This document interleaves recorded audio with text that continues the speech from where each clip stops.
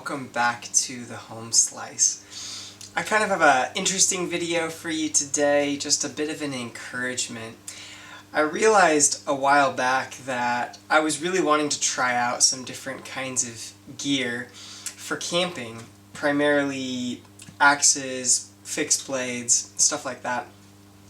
But I found myself in this place of comparison and just thinking, oh, I want to get the best thing and I don't want to get the wrong thing. And if you're somebody who enjoys sort of outdoors pursuits and you feel that sort of pressure and comparison to be like people on YouTube who do cool stuff, I just want to make this video today to encourage you to be yourself. Because at that point, I didn't have a YouTube channel, I wasn't doing any of this stuff, I didn't even have it on the horizon. But I personally thought, man, it would be really fun to research some different products, but I don't know, that's kind of weird. But I just went for it. I asked myself, what do I want to test? And what I wanted to test at the time was what's the lightest setup that you can do that still does adequately for prepping your fire, prepping your food, and having fun. And I did some research and I came up with these 3 setups to try, and I figured we'll give them all a try and then we can refine from there. And what I came up with is I realized I wanted to test to see if it was best to have a hatchet and a small fixed blade. So I ended up in the end going for this Condor Scout Axe, which I've been very pleased with. It comes a little thick behind the edge, like the cheeks on it are a little bit thick, and so I actually have ground it to a thinner convex, but I've been very, very pleased with this as a small, lightweight-ish pack axe that's still very capable. And along with that, I took my Bark River Fox River EXT1. And as I went camping with these in matte linen micarta, as I went camping with this knife and the axe, I just sort of took note of how well do they do the food prep, how well do they do the fire prep, and how much fun am I having. And I just rated them 1 to 10. Then I thought to myself, what's a really capable, but still not huge, outdoors knife that I could demo to see if it would be better to take one big outdoors knife than it would to take a small axe and a small outdoors knife. And through the research I did, I came upon the KaBar Becker BK7. You guys have seen me use this in other videos. I've been very pleased with this knife. I think as I rated it for food prep, fire prep, and fun, I think some of the numbers on the food prep and fire prep came in a little lower, and I don't know that this will become my camping mainstay, but the pleasant surprise with this fixed blade has been that it's wonderful for the work that I do in clearing land. It's crazy. If you want to hear more about why I love this knife for clearing brush, tune into the review where I compare this to the Ontario Kukri that I'm about to show you. Lastly, I decided to try something that was on the borderline of being like a machete.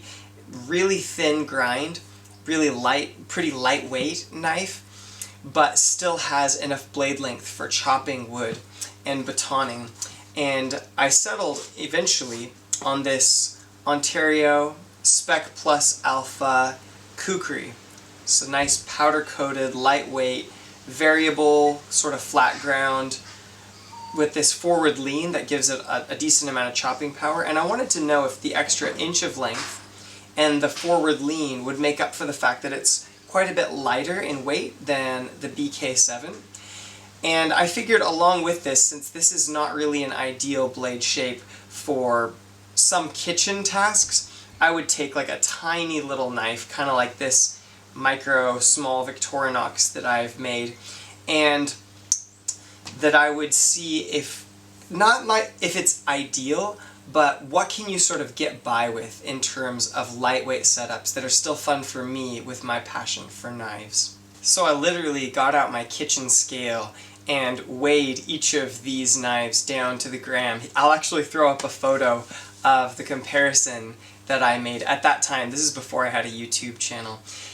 And I took note of the weights of each one, so the pack weight, and went on this quest to see what's the minimal weight setup that I can use that I still have a lot of fun with, and it's effective for making fires in the campsite and cooking food around the campsite. I'll show you the scorecard that I actually created because it's kind of fun.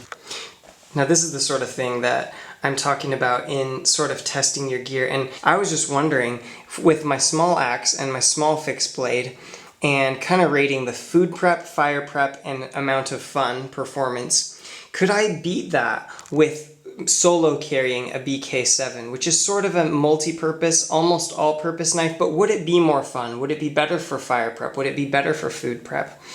Could I go really light? And that's why I got this Ontario Kukri.